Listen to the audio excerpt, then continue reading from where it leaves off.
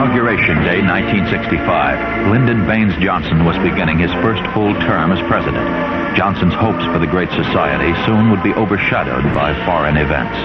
If American lives must end and American treasure be spilled in countries that we barely know, then that is the price that change has demanded of conviction and of our enduring covenant. Within 3 months, conflict in the Dominican Republic between communists and the ruling military led to the enunciation of the Johnson Doctrine. Cannot, must not, and will not permit the establishment of another communist government in the Western Hemisphere.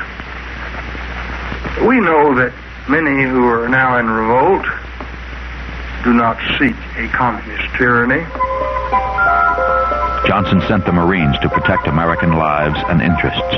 More than 20,000 American troops would eventually oversee the creation of a new provisional government. There were new worries in Vietnam. President Kennedy had sent U.S. troops as military advisors to help the South Vietnamese resist communist aggression from the north. By 1965, American soldiers were engaged in ground combat operations. As American involvement continued, casualties mounted. After Viet Cong attacks on U.S. forces at Pleiku and Quin Hon in early '65, President Johnson ordered airstrikes against the North and increased U.S. troop commitments. By early '66, more than 250,000 Americans were fighting in Southeast Asia.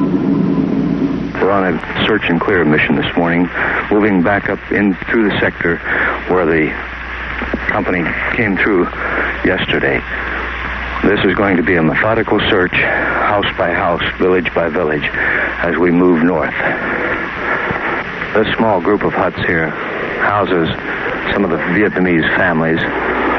We're looking mostly today for military-age men that may possibly be VC. So far, all we can see are women and children and old men. We're looking for tunnels, caves, anything where the Viet Cong may hide. These Viet Cong are elusive. You can't see them. All you can do is hear the bullets as they come at you.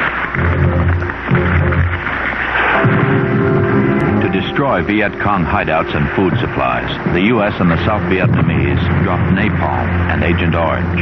The war was proving difficult to fight, and critics were saying impossible to win. American GIs had the most modern military technology available, yet it wasn't much help in a guerrilla war. By the summer of '67, more than 500,000 Americans were fighting in Vietnam. 10,000 Americans and 50,000 Vietnamese were dead.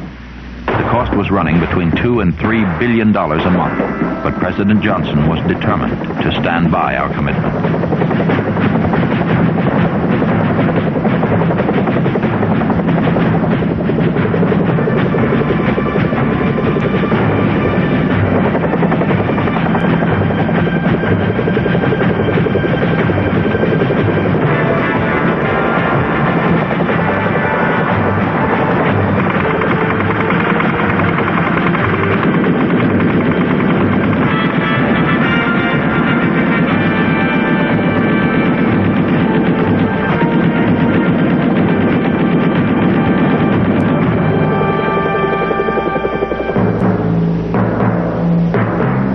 Back home, opposition to the war had reached the streets.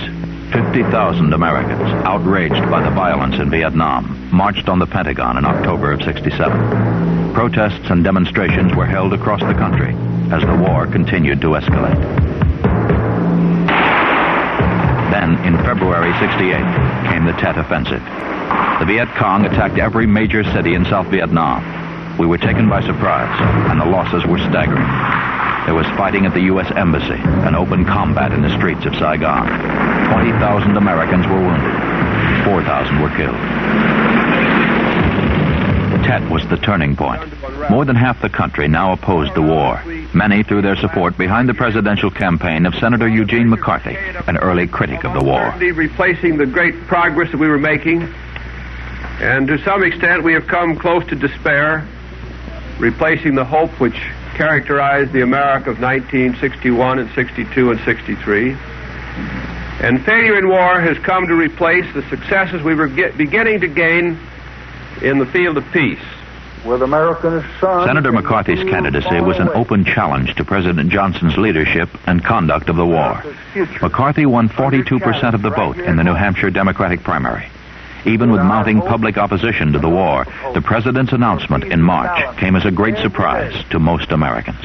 I do not believe that I should devote an hour or a day of my time to any personal partisan causes or to any duties other than the awesome duties of this office, the presidency of your country.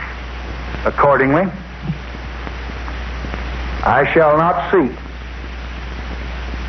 and I will not accept the nomination of my party for another term as your president. Anti-war protesters gathered in Chicago for the Democratic Convention that summer. Anger over U.S. war policy dominated events. How hard it is to accept the truth.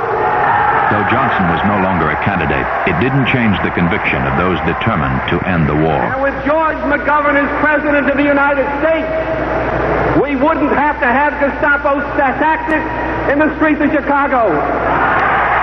And the brutality we witnessed in Chicago caused even more Americans to question the government's policies. Vice President Humphrey got the nomination, and with it the burden of defending Johnson's policies. Humphrey's faith in his ability to reunite the country and his aspiration for the office caused him to silence his private doubts.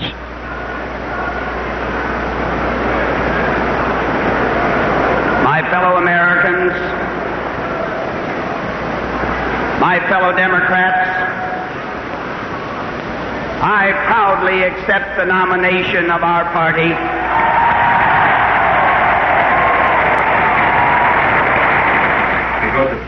The Republicans nominated Richard Nixon in Miami that summer. He was determined to present a better TV image than he had against John Kennedy in 1960 and waged a major television campaign for the office of president. This was the scene in Anaheim last night as 15,000 cheering, enthusiastic Californians greeted the arrival of Richard Nixon.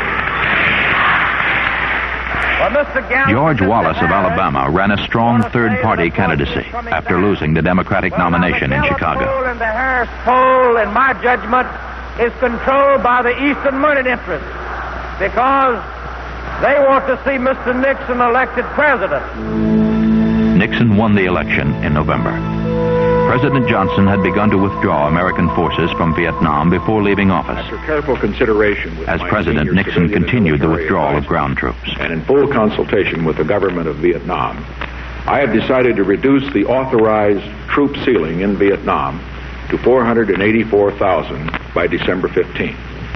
This compares with a ceiling of 549,500, which existed when this administration took office.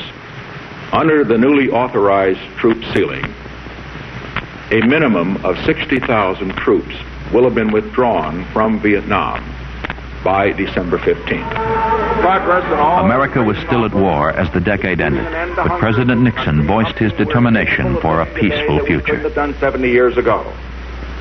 But above everything else, in this Christmas season, as we open this pageant of peace, and as we light this nation's Christmas tree, our wish, our prayer, is for peace, the kind of peace that we can live with, the kind of peace we can be proud of, the kind of peace that exists not just for now, but that gives a chance for our children also to live in peace. That's what we believe in. That's what Americans stand for. And that, believe me, is what we shall have.